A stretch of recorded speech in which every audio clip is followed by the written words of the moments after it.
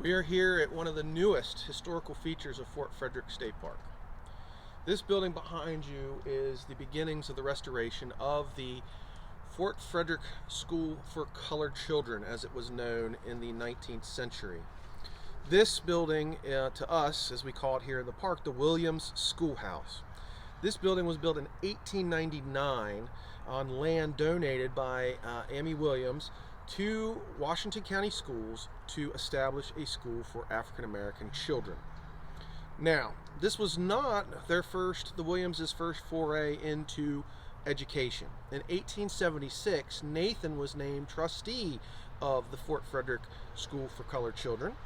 And we know that later there were two incarnations of this building before this one was here.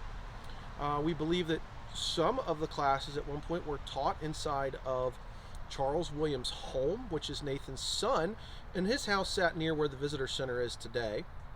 And we also know that there was a second structure, location unknown, because this piece of property wasn't donated until about the time that this building was built. So this was a huge upgrade potentially from what was here previously, and the school was here from 1899 until about 1911, I believe, is the last time that it was used. The school would be open off and on during that time due to low enrollment, lack of a teacher, different things like that would happen. But we also know that two of Nathan's children were teachers at this school. Charles and Betty were the teachers here from time to time. And this is a one-room schoolhouse. And what's really cool for us here at the park is that they're continually developing this story. Until a few years ago, this building was hidden inside of a house that was built when the property was sold by the county in 1918. There was a two-story addition, there was a porch on the front and back, it had been covered over with siding, and just a lot of things had been changed on this building completely. So several years ago, the Park Service was able to get some grants, and we've been working with people like Maryland Historic Trust and Preservation Maryland to restore this back to its original state. And one thing that's cool is the colors, as not as catchy as people would think, are the original colors based on paint analysis we had done. And we love it here at the park because those are park colors. Those are our typical park paint job basically here. And it's like, wow, they knew all those years ago it was going to become part of a park. I kid. The one-room schoolhouse had a stove. We're still trying to figure out some details about the interior. And the next part of this project is to restore the interior of this building back to its 1899 appearance, and also to decide how we're going to interpret it as a museum space, as a living history space.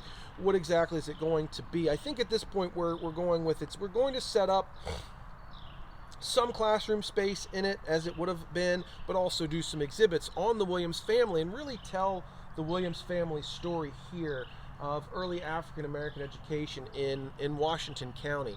Being that this was apparently the second school for African American children built in the county, or opened in the county when that was happening. So the fact that the Williamses, as free African American folks, got out of bondage, raised a family here, and were involved in educating African American children as well as their own, and doing all that, it's such a great story. I mean, we run the gambit from slavery to education. And you think about the time that the Williamses were enslaved.